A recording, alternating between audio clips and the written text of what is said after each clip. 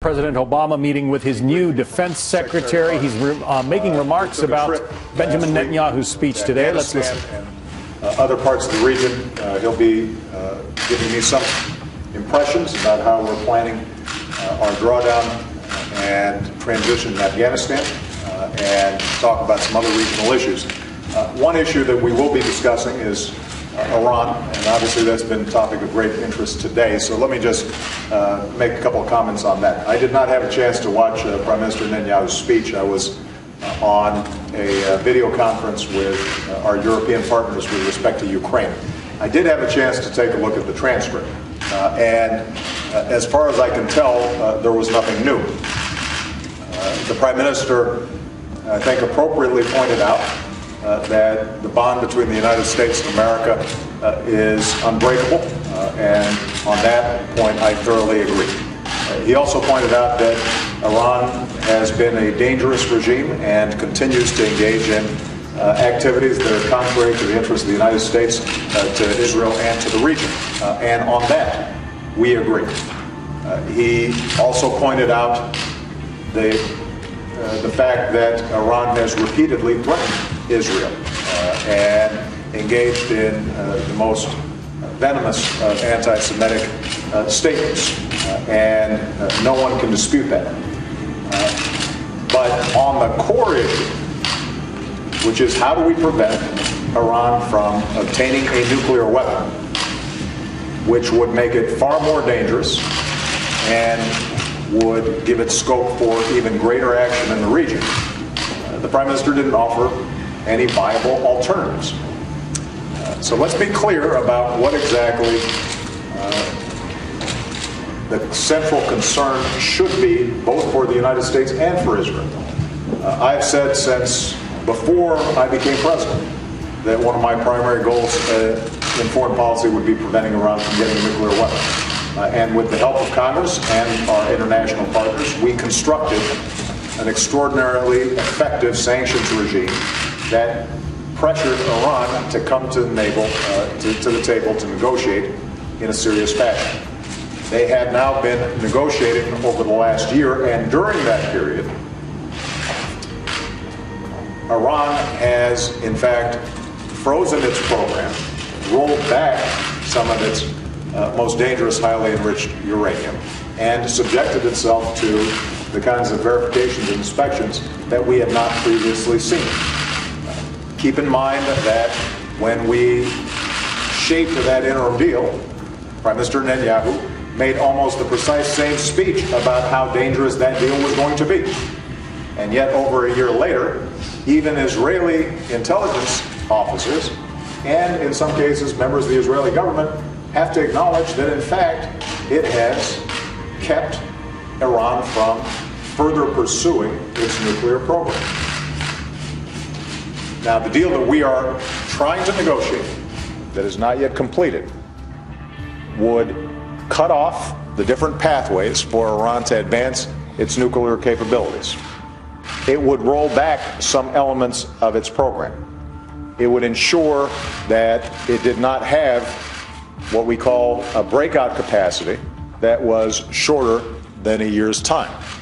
And it would subject Iran to the most vigorous inspections and verifications regimes that have ever been put in place. Now, the alternative that the Prime Minister offers is no deal, in which case Iran will immediately begin once again pursuing its nuclear program, accelerate its nuclear program, without us having any insight into what they're doing, and without constraint. And his essential argument is that if we just double down on sanctions, Iran won't want to do that. Well, we have evidence from the past decade that sanctions alone are not sufficient to prevent Iran from pursuing its nuclear ambitions. And if it, in fact, does not have some sense that sanctions will be removed, it will not have an interest in avoiding the path that it's currently on. So the bottom line is this: we don't yet have a deal. It may be that Iran cannot say yes to a good deal. I have repeatedly said that I would rather have no deal than a bad deal. But if we're successful negotiating, then in fact this will be the best deal possible to prevent Iran from obtaining a nuclear weapon. Nothing else comes close. Sanctions won't do it. Even military action would not be as successful as the deal that we have put forward. And I think it is very important not to be distracted by the nature of the Iranian regime's ambitions when it comes to territory or terrorism, all issues which we share a concern with Israel about and are working consistently with Israel on, because we know that if in fact they obtained a nuclear weapon, all those problems would be worse. So we're staying focused on the central issue here. How do we prevent Iran from getting a nuclear weapon? The path that we've proposed, if successful, by far is the best way to do that. That's demonstrable. And Prime Minister Netanyahu has not offered any kind of viable alternative that would achieve the same verifiable mechanism to prevent Iran from getting a nuclear weapon. So I would urge the members of Congress who were there to continue to express their strong support for Israel's security, to continue to express their strong interest in providing the assistance Israel needs to repel attacks. I think it's important for members of Congress on a bipartisan basis to be unified in pushing back against terrorism in the region and the destabilizing efforts that Iran may have engaged in with our partners. Those are all things in which this administration and Israel agree. But when it comes to this nuclear deal, let's wait until there's actually a deal on the table that Iran has agreed to, at which point everybody can evaluate it. We don't have to speculate. And what I can guarantee is that if it's a deal I've signed off on, I will be able to prove that it is the best way for us to prevent Iran from getting a nuclear weapon.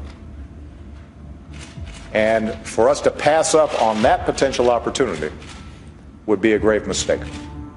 It's not one that I intend to make, and I will take that case to every member of Congress once we actually have a deal. All right?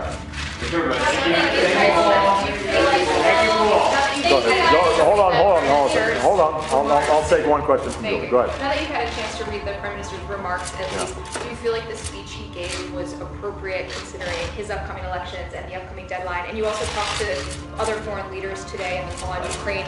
Did Iran come up at all? And are you expecting any signs of support from them? This would be your position? No. All the folks on the call today share my position that we should see if we can get this deal done. It was not a topic of conversation. With respect to the decision of the Speaker to offer up the House chamber 2 weeks before Mr. Netanyahu's election to make this case, I think that question should be directed to Mr. Boehner. As I said, it is very important for us not to politicize the relationship between Israel and the United States. It's very important for all of us Americans to realize that we have a system of government in which foreign policy runs through the executive branch and the president, not through other channels. And I think it's important for us to stay focused on the problem at hand. And the specific problem that is being debated right now is not whether we trust the Iranian regime or not. We don't trust them. It's not whether Iran engages in destabilizing activities. Everybody agrees with that. The central question is, how can we stop them from getting a nuclear weapon? And what we know is that if we're able to get a deal, not only do we cut off all the various pathways for Iran getting a nuclear weapon, but we also know that we'll have a verification mechanism and an inspection mechanism where if they cheat and if they engage in a covert program, we are far more likely to see it in time to do something about it. What I also know is if we don't have a deal, as Prime Minister Netanyahu suggested, if in fact he's right that they're not trustworthy, they intend to pursue a covert program, and they cheat, we'll be far less aware of it until it is potentially too late. What I also know is that he made the same argument before this current interim deal, and even his officials in his own government had to acknowledge that Iran has, in fact, maintained their end of the bargain. So what I'm focused on right now is solving this problem. I'm not focused on the politics of it. I'm not focused on the theater of it. And my strong suggestion would be that members of Congress, as they evaluate it, stay similarly focused. All right? Thank you, guys.